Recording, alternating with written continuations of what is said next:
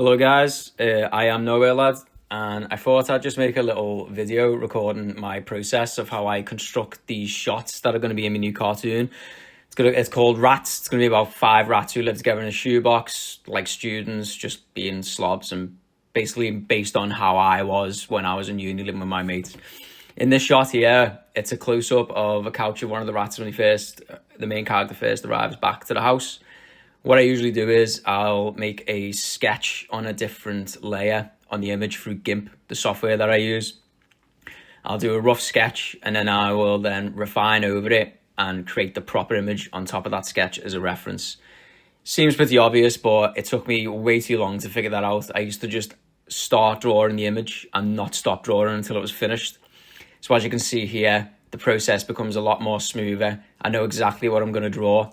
And that's a previous image I've got. I'm using colors from that old image to create the colors in this image.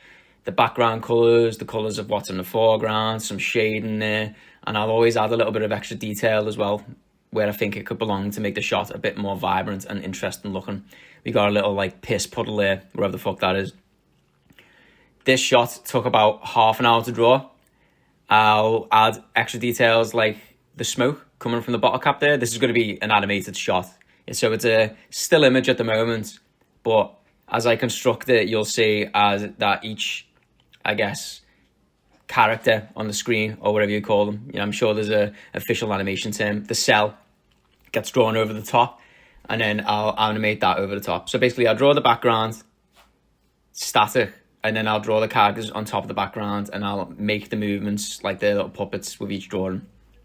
This character is the main character's closest friend that he lives with. He hasn't got a name yet. It's just Grey Rat right now, or Couch Rat, as his file is named in this image file on GIMP.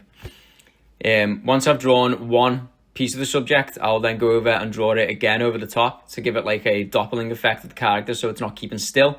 This can be a little bit time consuming, but I feel like it gives it more of like an old cartoony feel. Like I've basically gotten my style and my inspiration from old cartoons from back in the day. The characters are always constantly moving, they're not still. Yeah, so you can see them jiggling a little bit there. It'll all come together at the end.